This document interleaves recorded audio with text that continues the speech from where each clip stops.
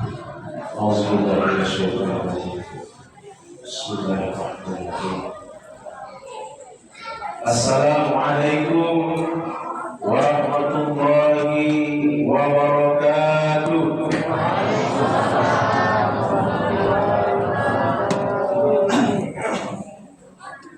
Alhamdulillah, alhamdulillahillazi anzala sakinata fi qulubil mu'minin liyazdadu imanan ma'a imanihim.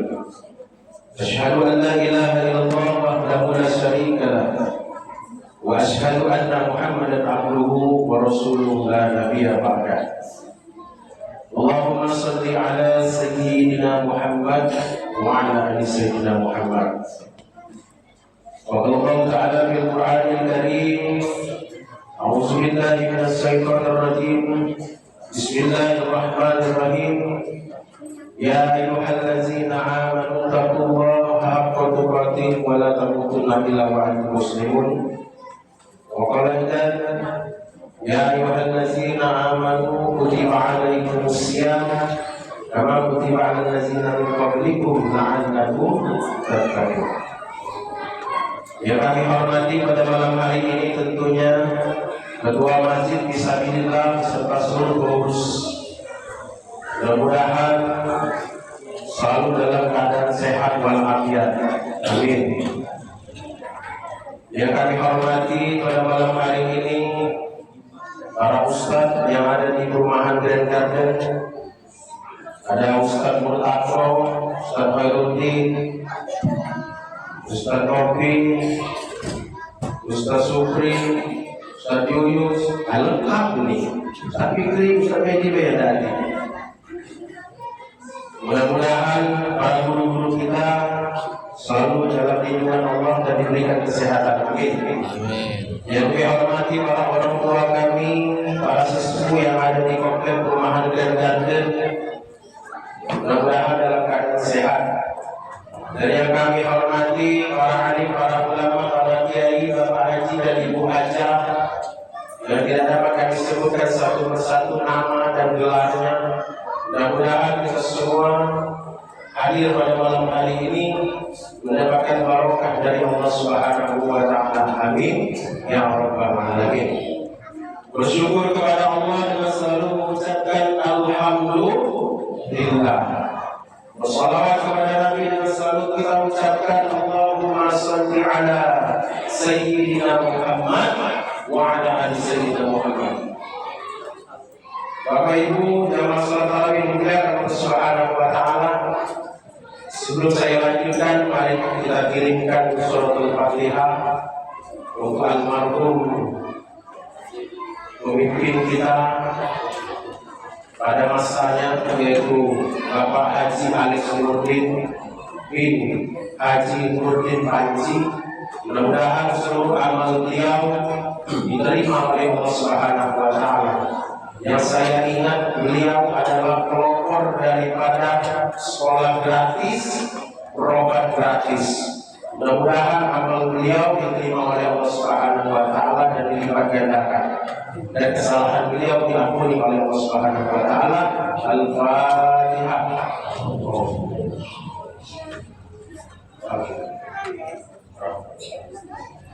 Iya, kenapa iya?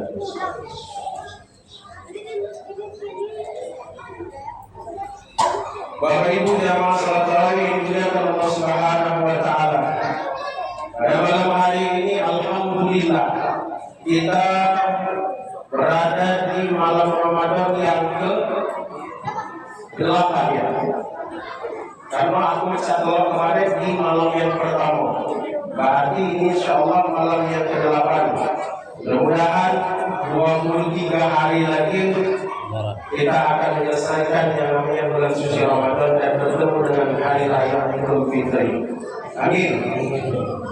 Bapak Ibu jamaah salat tarawih dimuliakan Allah Subhanahu wa Ta'ala.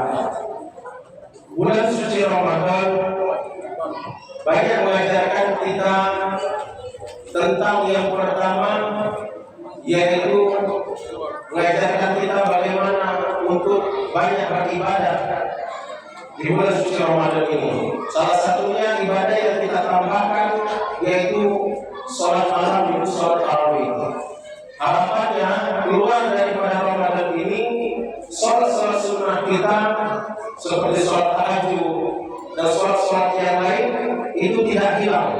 Karena salah satunya tarawih ini mengajarkan kita untuk melaksanakan sholat malam.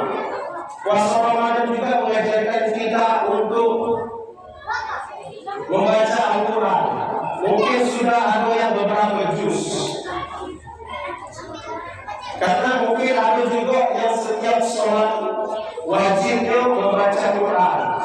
Harapan daripada keluar dari Ramadan ini terus membaca Al-Quran. Jangan ditutup lagi, laju berdebu lagi, setahun lagi baru buka lagi.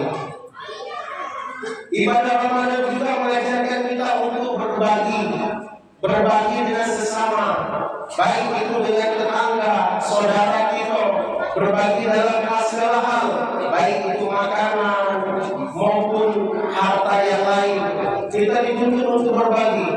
Ramadan juga mengajarkan kita untuk merasakan bagaimana rasanya saudara-saudara kita di luar sana yang tidak bisa makan, mungkin hanya bisa makan sehari sekali. Kita puasa dari pagi sampai dengan maghrib, itu rasakan bagaimana laparnya saudara-saudara kita yang tidak memiliki makanan sehari itu mungkin. Keluar dari Ramadan ini, mungkin kita lebih peka lagi terhadap saudara-saudara kita agar untuk selalu berbagi, menyisihkan sedikit harta kita untuk memberikan kepada yang berhak menerimanya.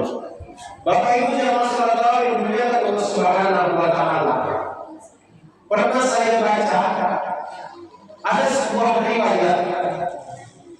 Di dalam riwayat ini, ketika Rasulullah SAW tengah duduk bersama para sahabat, sahabat bertanya kepada Rasulullah, "Ya Rasulullah, ada seorang wanita," nah ini ibu-ibu, memang maknanya kalau mesti ibu-ibu ini, "ada seorang wanita," kata sahabat, bertanya kepada Rasulullah, "wanita ini sholatnya baik ya Rasulullah, ibadah-ibadah sunnahnya ia laksanakan, selain daripada wajib ibadah sunnahnya ia laksanakan.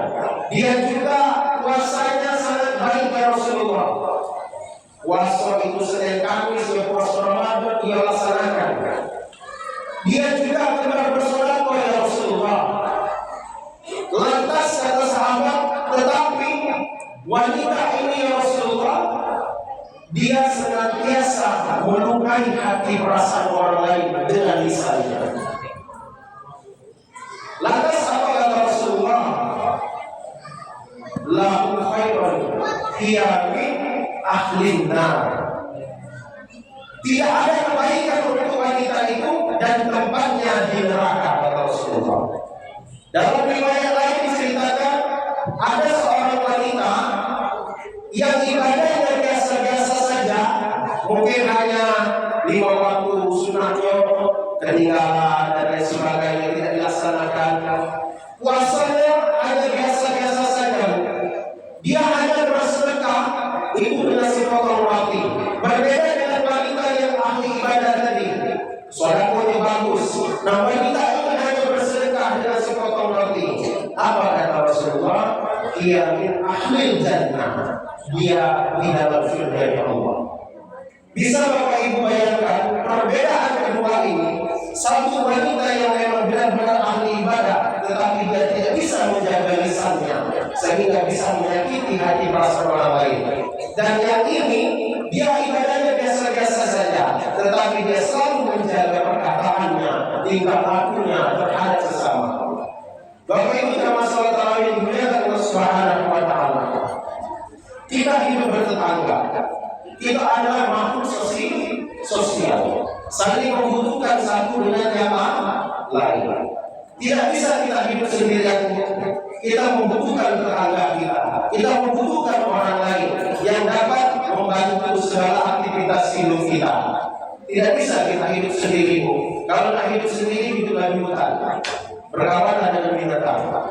Kita sebagai makhluk sosial, berdampingan dengan masyarakat, berdampingan dengan manusia yang lain, tentunya memiliki yang namanya rasa tolong-menolong. Sahabat bertanya kepada Rasulullah, "Ya Rasulullah, apa hak tetangga terhadap untuk kita.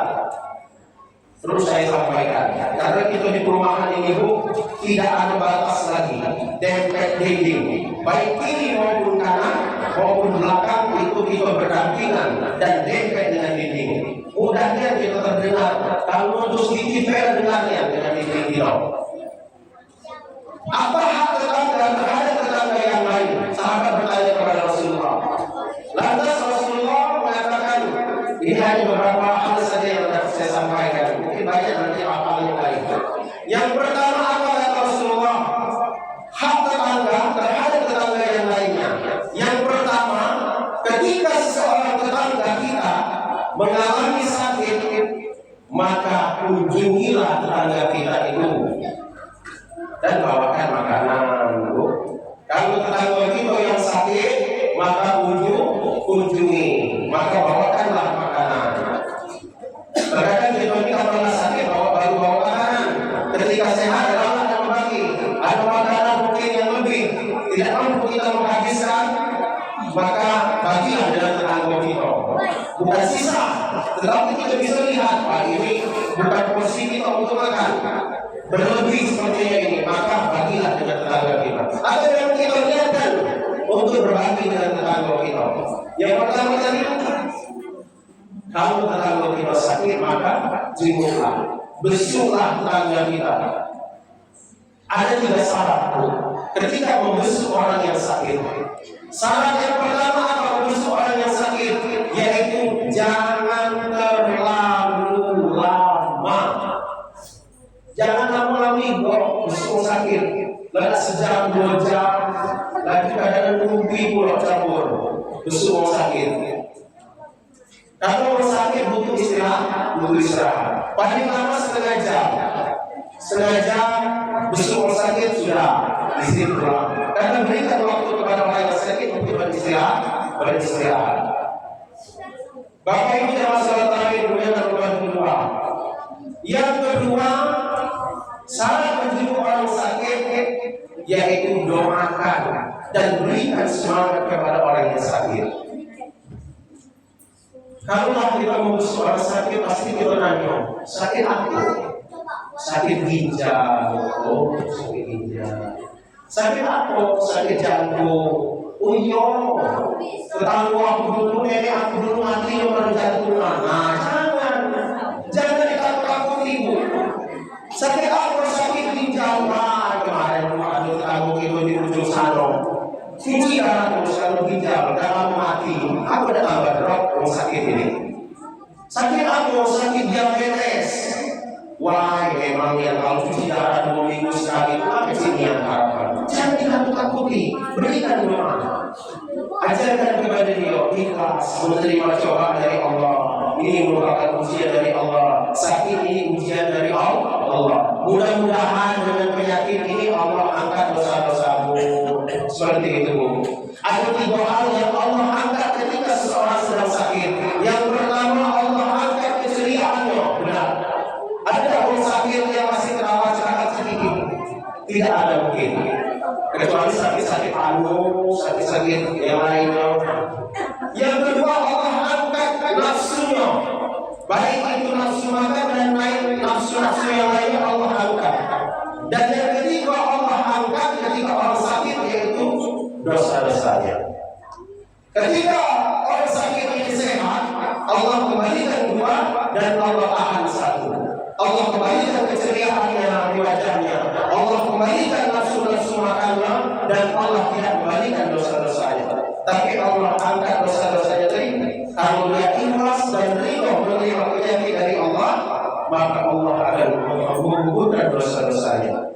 Ya Bu, maka dari itu kalau kita besuk sakit, berikan doa, berikan semangat. Kalau kita tahu dengan obat itu sakit ginjal, minum ini, sakit jantung, obat yang ini dan lain sebagainya, berikan semangat kepadanya agar dia kembali sehat. Yang ketiga syaratnya apa? Ketika menjenguk orang sakit, kalau ada 10 orang yang menjenguk sakit atau 20 orang yang sakit, jangan bawa makanan galon. Ada yang bawa amplop Bu. Kalau bawa makanan galon, siapa tahu yang sakit membutuhkan biaya, bisa untuk berobat. Ini tidak usah datang bawa jeruk loh, lagi sama dunia kamu. Bapak Ibu jamaah salat yang dimuliakan Allah Subhanahu wa taala. Itu saat penting orang yang sakit. Yang pertama tadi hak tetangga terhadap tetangganya, yaitu ketika ada yang sakit, mari kita berbesuk. Tetangga kita di perumahan ini yang lebih tahu adalah tetangga kiri dan kanan dan belakang maupun depan. Kalau beliau lagi 2 hari saat dirawat di rumah sakit, cuma besuk. Ajak kawan sorong, yuk kita besuk sama-sama tetangga kita sakit. Karena itu bentuk perhatian kita terhadap tetangga kita.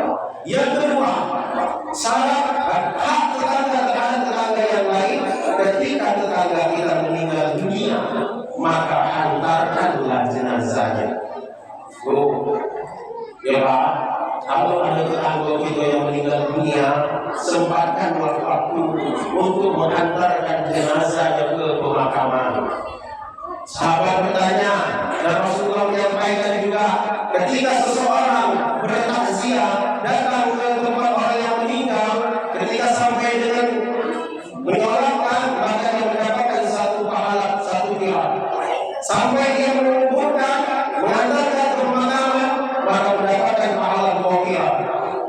Sahabat bertanya, ya Rasulullah, bagaimana maksudnya 2 qirat itu? Kalaulah Bapak Ibu pernah ke Madinah, ke Jabal Uhud, maka seperti itulah pahala 1 qirat, yaitu selebar gunung Uhud itu. Kalau kita baca luas gunung Uhud itu sepanjang 7 km dari pasar sampai waterfall sini, 7 km. Begitu banyaknya pahala itu 1 qirat. Bagaimana 2 qirat? Berarti 2 gunung Uhud. Hanya kita mengantarkan saudara kita ke tempat pemakamannya. Maka dari itu Bapak Ibu jamaah salat yang dimuliakan Allah Subhanahu wa taala, sempatkan waktu kita untuk mendatangi saudara-saudara kita yang ditimpa musibah. Kita hibur keluarga yang ditinggalkan. Karena dengan bentuk kita datang, itulah keluarga yang ditinggalkan akan terhibur dengan musibah itu. Bapak Ibu jamaah salat tarawih yang dimuliakan Allah Subhanahu wa taala. Tidak susah Pak. Untuk sholat jenazah tidak susah. 4 kali takbir, tidak ada rukuk dan tidak ada sujud. Jangan pernah rukuk dan jangan pernah sujud. Kalau Bapak sujud dan rukuk, siap-siap Bapak akan malu. Takbir yang pertama, baca surat Al-Fatihah. Takbir yang kedua, baca sholawat. Takbir yang ketiga, doa. Yang keempat, lanjutkan doanya. Tidak ada rukuk dan tidak ada sujud. Jadi jangan macam-macam. Kalau itu di perumahan ini ada pernah diadakan yang namanya praktek pengurusan jenazah. Jadi mungkin sudah tahu tentang bagaimana memandikan jenazah, menyolatkan jenazah, dan sampai mengantarkan jenazah. Bapak Ibu jamaah salat yang dimuliakan Allah Subhanahu wa taala, hak tetangga yang terakhir yaitu apabila tetangga kita dalam sehariannya mengalami kesusahan, maka bantulah tetangga kita. Kalau tetangga kita butuh pinjaman uang, maka pinjamimu, ya pinjami Pak. Yang meminjam juga harus tahu diri kapan waktunya mengembalikan. Kata Rasulullah, hati-hati dalam meminjam, karena akan ada praktek riba dalam meminjam tersebut. Mengapa demikian? Contoh, ketika seseorang ingin meminjam, aku pinjam uang 1 juta. Lantas yang meminjamkan mengatakan, aku pinjamkan uang 1 juta, tapi engkau kembalikan 1.200.000. Itu riba. Lebihnya adalah riba. Ya Bapak Ibu, jangan sampai kita melebihkan uang dari pinjaman. Kata Rasulullah, apabila yang lebih itu maka itulah ribanya. Tetapi apabila kalau seseorang yang menginjam 1 juta dan dia mengembalikan digunakan 5 juta,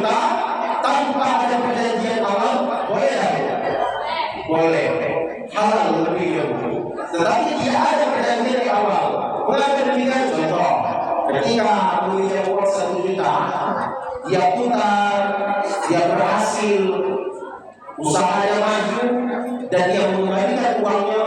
Nah ini uangnya kemarin aku punya 1 juta, aku kembalikan 5 juta. Alhamdulillah usaha aku maju sekarang berkat daripada pinjaman itu, aku kembalikan 5 juta. Alhamdulillah. Tapi sekarang ada yang mau kecil, minyak 1 juta ada 5 juta ada kira. Apa ada dia? Bapak Ibu jamaah salat tarawih dimuliakan Allah Subhanahu wa taala. Terkadang yang lebih galak adalah orang yang meminjam. Sudah jatuh waktu tempo 1 bulan untuk mengembalikan, ketika ditagih malah kucing-kucingan itu mereka. Nah, kamu sama dia, bapak dekat. Datang ada telepon rumah, kata bapakku dekat. Nah, ngomong kata bapakku dekat. Bapak Ibu jamaah salat tarawih dimuliakan Allah Subhanahu wa taala. Yang terakhir, ketika tetangga kita memiliki aib, memiliki kekurangan, maka tutupilah aibnya, tutupilah kekurangannya, karena Allah Subhanahu wa taala Maha menutupi aib-aib hamba-hambanya. Kalau tetangga kita memiliki musibah, aib, jangan kita umbar keluar. Ya Bu, mohon maaf, beberapa hari ini mungkin ada tetangga kita yang sedang viral. Kita tutup aibnya. Kita sebagai tetangga yang baik, maka tutupi aibnya. Karena setiap manusia memiliki aibnya masing-masing. Setiap manusia memiliki masalahnya masing-masing. Tidak ada manusia yang tidak memiliki masalah. Setiap manusia memiliki masalahnya. Dan bagaimana seseorang tersebut menyelesaikan masalah, biarkan orang tersebut yang menyelesaikan masalahnya. Mudah-mudahan Allah selalu membimbing untuk menyelesaikan masalahnya dalam keadaan baik. Tutupi aib tetangga kita, jangan sampai kita beban. Tidak mampir ke warung sini, bukan kemarin ini. Mampir situ lagi, dunia sini. Mampir lagi ke warung depan, dunia sini. Jangan dulu. Bapak Ibu jamaah salat tarawih dimuliakan Allah Subhanahu wa taala. Mudah-mudahan dengan segala sesuatu yang kita lakukan di dunia ini dalam keadaan baik, itulah menjadi asbab kita untuk dimasukkan Allah dalam surga Allah Subhanahu wa taala. Mudah-mudahan Ramadan ini melatih kita untuk lebih untuk menjaga lisan kita, untuk tidak membicarakan orang lain. Mungkin ada yang saya Bapak Ibu dapat saya sampaikan. Mohon maaf apabila ada salah kata, berdoa saya mohon ampun. Saya akhiri, Allahumma billahi wa Wassalamualaikum warahmatullahi wabarakatuh.